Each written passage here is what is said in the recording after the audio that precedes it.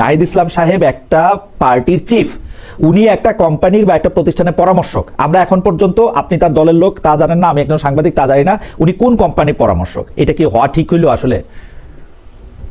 না, এটা কি জনসমক্ষে বলে বেড়ানোর মতো যে আপনি কোথাও চাকরি করলে আপনি বলবেন না? এটা কি আপনাকে আমার জানানোর দায়বদ্ধতা আছে? আপনি তো দলের চিফ, আপনি তো দলের একজন শীর্ষ নেতা, আপনি তো সংসদ সদস্য পদে দাঁড়াচ্ছেন, আপনি বলবেন না আমাকে? আমার যে ব্যবসা প্রতিষ্ঠান আছে এটা আমি কেন সবাইকে জানাতে যাব? মানে আপনি আয়ের উৎস আমাকে বলবেন না? আপনাকে আমি কেন আমার আয়ের উৎস জানাতে? কারণ হচ্ছে যে আপনাদের দলের যে নেতা, সেই পরামর্শক জনাব নাহিদ, তার আয় বছরে মানে আহ্বায়ক, তিনি পরামর্শক হিসেবে বছরে 16 লাখ টাকা আয় করছেন।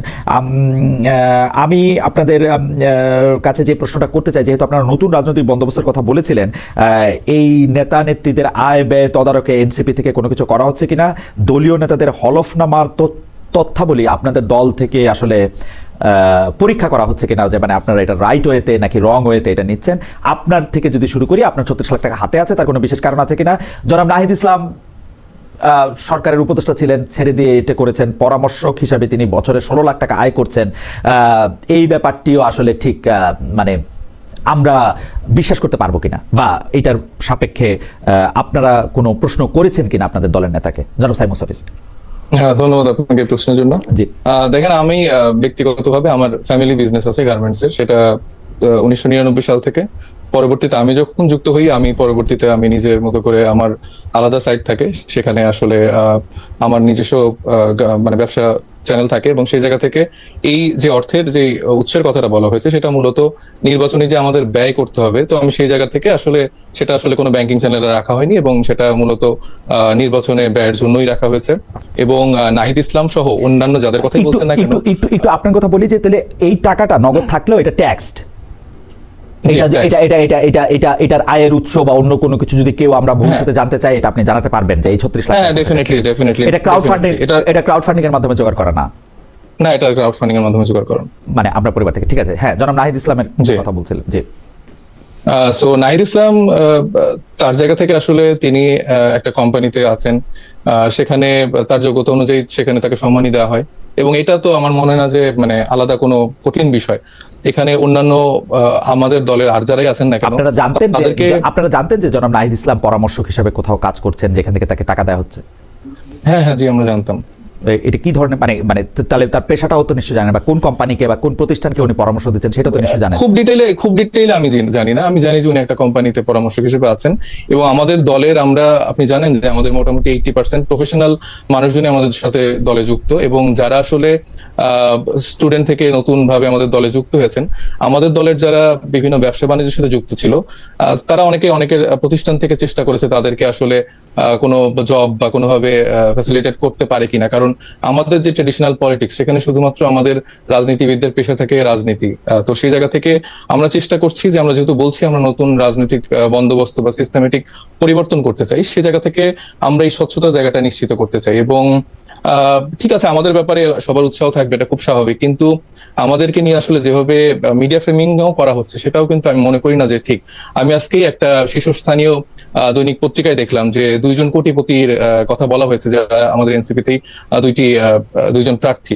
তো তারা কিন্তু এনসিপিতে যুক্ত হয়েছে এই নমিনেশন, যখন আমরা প্রার্থীতার জন্য ফর্ম ফিল আপ বা ফর্ম বিতরণ করছি, সেই সময়টাই কিন্তু তারা আমাদের সাথে যুক্ত হয়েছে। কিন্তু মানে ফ্রেমিংটা যেভাবে আসছে যে আসলে তরুণরা মানেই দুর্নীতি করছে, বা এদের আসলে টাকার উৎস কই থেকে আসছে, এবং 2 জন কিন্তু প্রভাবশালী ভাবে, তারা কিন্তু ফ্যামিলিগত ভাবে, যে 2 জনের কথা নাবিলা তাসনিদ এবং আরেকজন আছেন সম্ভবত ঢাকা 7 আসন থেকে ইলেকশন করবেন, তো এই 2 জনই কিন্তু আগের থেকেই আসলে ব্যবসায়ী, এবং তাদের আয়ের উৎস সবকিছু ক্লিয়ার, এবং সেটার সবকিছু ক্লিয়ারেন্স নিয়েই কিন্তু তারা আসলে বৈধতাটা পেয়েছে তাদের নমিনেশন জায়গা থেকে। কিন্তু যেভাবে ফ্রেমিং করা হয়, সেটা কিন্তু অন্যান্য আর 300 আসনে অন্যান্য বিএনপির প্রার্থী বা অন্যান্য প্রার্থীর ক্ষেত্রে কিন্তু এইভাবে আসলে চিরুনি অভিযান করা হয় না। আবার আরেকটা বিষয়, যেমন হান্নান মাসুদের আমি একটা উদাহরণ দিব, তার ক্ষেত্রে বলা হলো যে 98 লাখ টাকার হচ্ছে তার সম্পদ, কিন্তু তার হলফনামায় হচ্ছে যে, আমি যতটুকু জানি যে সেটা 6 লাখ এরকম একটা অ্যামাউন্ট আছে, তার কোনো সম্পদের বিবরণও নাই। কিন্তু এটা কিন্তু যখন একটা ফটো কার্ড করে বা একটা শীর্ষস্থানীয় কোনো নিউজ জায়গা থেকে গণমাধ্যম থেকে এরকম একটা নিউজ হয়, এটা কিন্তু দ্রুত ছড়ায়, কিন্তু এটা যে আসলে সত্য না, এটার ব্যাখ্যা যেভাবে আসে সেটা কিন্তু আর ছড়ায় না। তো এটা আসলে আমরা জুলাইয়ের পর থেকে দেখে আসছি যে আসলে তরুণদেরকে নানাভাবে ফ্রেমিং করা হচ্ছে যে এই মানুষগুলা দুর্নীতিগ্রস্ত, এরা অনেক টাকা পয়সার মালিক হয়ে গেছে, এরা খারাপ। সেটা আমার মনে হয় এখান থেকে একটু বের হয়ে আসা উচিত। আমরা যারা আমার মনে হয় যে অবশ্যই চেষ্টা করছি, আমার মনে হয় যে অবশ্যই বের হয়ে আসা উচিত। তো সেই ক্ষেত্রে আপনারাও যদি আমাদেরকে একটু সাহায্য করেন, যে আপনারা কিন্তু অনেকগুলি প্রতিশ্রুতি দল গঠন করার সময় আমাদেরকে দিয়েছিলেন, যে দল গঠন করার ক্ষেত্রে প্রতিটা মানুষের আসলে ফিনান্সিয়াল স্টেটমেন্ট আমাদের সামনে থাকবে, দল কিভাবে পরিচালিত হচ্ছে সেটা আমাদের সামনে থাকবে, দলের ভাড়া কিভাবে দেওয়া হচ্ছে, বাস ওইটা কোত্থেকে আসছে সবগুলো আমাদেরকে বলবেন। আপনারা কিন্তু এটা বারবার বলছেন যে এটা আপনারা করবেন, কিন্তু এটা করেন নাই।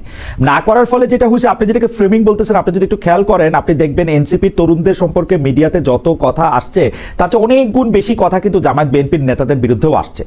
কিন্তু আপনারা যেহেতু এই সময় আমাদের নেতৃত্ব দিয়েছেন, নেতার মধ্যে ছিলেন, সেহেতু আপনাদের খবরগুলি নিয়ে আলোচনা বা কথা হয়তো বেশি হয়েছে।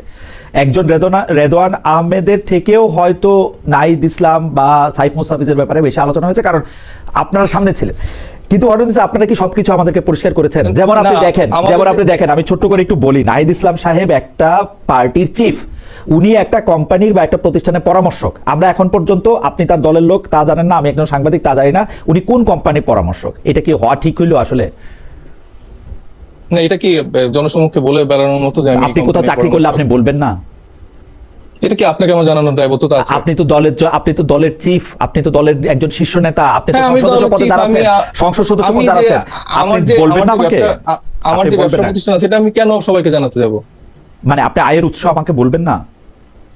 আপনাকে আমি কেন আমার আয়ের উৎস জানাতে? কারণ হচ্ছে যে আপনি একটা পাবলিক অফিস হোল্ড করবেন, আয়ের উৎস তো বলবেন। দেখেন, আমরা যখন বিএনপি জানতে চাইছি তখনও একইভাবে তারা বলছে, আপনাকে কেন জানাবো? যেখানে আমার জানানোর দরকার, সেখানে তো আমি জানাচ্ছি। কোথায় জানানোর দরকার? এই যে আমার নির্বাচনের জন্য যেহেতু আমার যে হলফনামা বা ইশতেহারগুলো, মানে নামটা লিখতেছেন, আপনি শুধু এইটা বলতে ডিটেইল বলতেছেন না, কিন্তু আপনি শুধু বলতেছেন পরামর্শক হিসেবে আমি এই টাকা আয় করছি। আমার মনে হয় না যে সাংবাদিক আপনাদেরকে আমার প্রত্যেকটা ইনফরমেশন জানানোর জায়গা আছে। আপনি এটা মনে করছেন যে এটা মানে নাহিদ ইসলাম ব্যক্তিগতভাবে দলের চিফের এটা জানানোর দরকার নাই? কি করছে এটা আসলে আমার মনে হয় না এটা আসলে মানে আপনাদেরকে জানানোর প্রয়োজনীয়তা আছে। আমাদের যদি মনে করে যে সে আসলে জানাতে চায়, সে জানাতে পারে, যতটুকু জানানোর দরকার সে ততটুকু জানাতে পারে। ওকে, মানে আপনি মনে করছেন যে এটা জানানো তার দরকার নাই। আচ্ছা, হাউএভার আমি একটু জনাব রেদওয়ান, কিন্তু আমরা যে কমিটমেন্টটা দিয়েছি যে আমাদের দলীয় আয় ব্যয়ের যে স্বচ্ছতার জায়গাটা নিশ্চিত করা বা কিভাবে অফিস চলছে, সেটা কমিটমেন্টটা আমরা ফুলফিল করতে চাই। এটা কিন্তু আমরা বলেছি, আমরা এরকম তো না, এটা আপনারা আমাদের ওয়েবসাইটে দেখতে পারেন কাইন্ডলি। আমরা কিন্তু বলেছি যে বাৎসরিকভাবে আমরা অডিট করে আসলে প্রত্যেকটা রিপোর্ট আপনাদেরকে জানাবো। তো সেটা এখন আমাদের দলের বয়স 1 বছর হয়নি। সো এই কমিটমেন্ট আমাদের সবসময় থাকবে। আপনার সাথে আমার যদি কথা হয়ে থাকে, এটা আপনি আমাকে বছর শেষে জিজ্ঞেস করবেন। বছর শেষে জিজ্ঞেস করলে আপনারা বলবেন যে আপনারা এই বাসা ভাড়াটা কোত্থেকে দিয়েছেন, এই টাকাটা কোত্থেকে এসেছে? না, ডেফিনেটলি প্রত্যেকটা ব্যাখ্যা কোন খাত থেকে কত টাকা পেয়েছেন, ডেফিনেটলি কোন খাত থেকে কত টাকা পেয়েছেন এটা আপনারা জি, আমরা এটা চেষ্টা করছি।